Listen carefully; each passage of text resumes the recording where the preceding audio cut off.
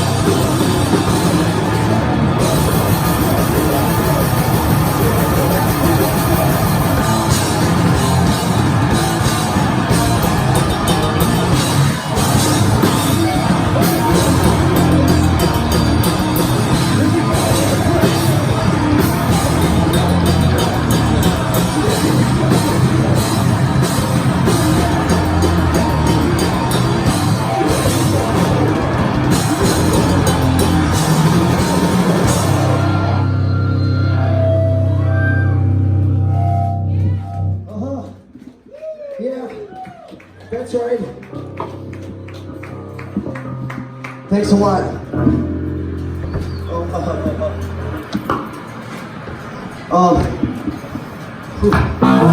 Steve Hart! Hey. Steve Hart? That's me. He makes a good point. It's true. Steve Hart. It's valid. Okay. Hey, this is a newer song. I want to say this the right way. Going back, this has been really great in the last few years to play music with people that go all the way from me back in a full circle to where everything from me started. And to see old friends and see all our friends from all the stages along the way and see people that I haven't seen for a long time. A lot of the shit that people used to bicker and differ about in the 90s for sure was really came down to I think the way that the inflexibility of how heavily and thickly we laid it on. But these are basically different approaches to saying the same things. And I'm really lucky and glad to have people still in my life and still be here and be part of a conversation. Our culture is stronger when we're able to talk, when we're able to have differences and roll through that and talk about why and what we think. And we're hitting a weirdly polarized political point in our culture around us, and of course within our own culture, where we're becoming increasingly incapable of nuance. And there's sort of a ritualized thing about any differences result in blowing something up and walking away from a conversation. And personally, I think it's kind of a waste of all the years that people have put into this. Because what we're seeing in the world around us now, with right-wing things gaining ground, is the culmination of everything that there was almost a dry run for now really happening. So we cannot fall apart and be unable to be on one side of this shit because of the differences within that side. Because the motherfuckers on the other side of it sure as hell aren't second guessing themselves like that. So this is about being able to criticize yourself in the interest of fucking moving towards our goals that we have together. Yeah, thanks.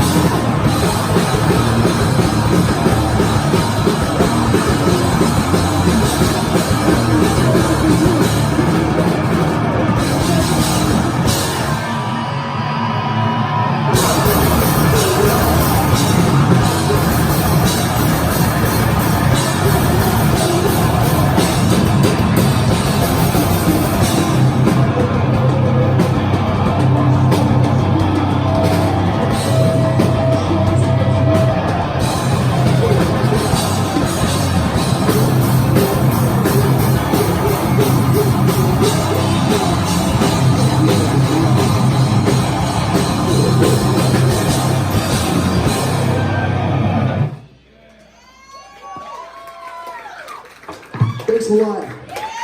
Thanks a lot, for real.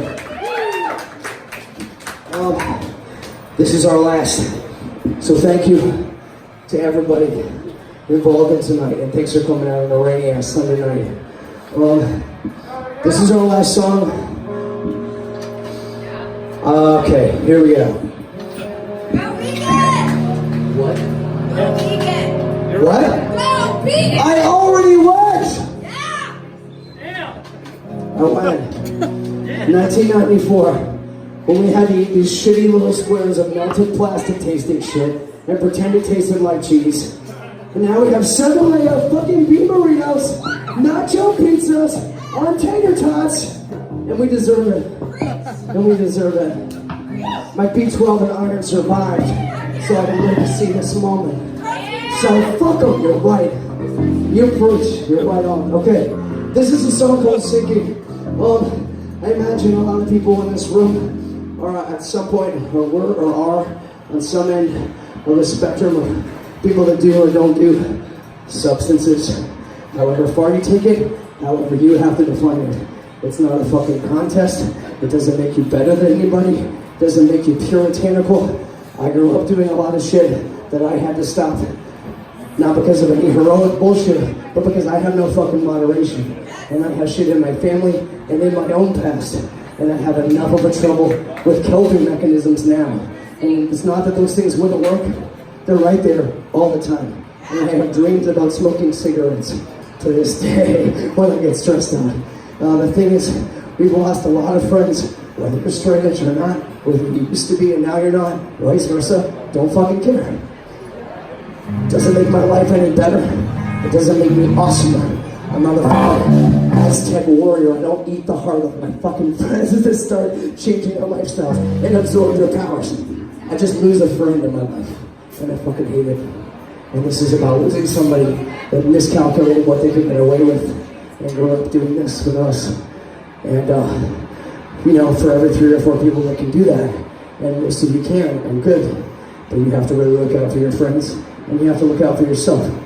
So there's somebody in all that group that doesn't fucking make it out of that, and everybody's laughing through it, and somebody's digging a fucking hole they're not equipped to get out of. And no matter who you are in this room, you're a fucked up relationship, or a lost job, or paycheck, you know, or a family member dying, or something medication related away from easily being that. And I never lose track of that. That could be me, because I live on that fucking line myself. And I would want my friends to fucking try to pull me up. If that was me, or when that is, maybe again, I don't know. So this is about losing somebody. And for everybody in here that doesn't do certain things, awesome. For anybody in this room, or any room in the world, period. And anybody that works in mental health and outreach, this is for you just as much. Thanks a lot for having us here. This is called Sectxvx.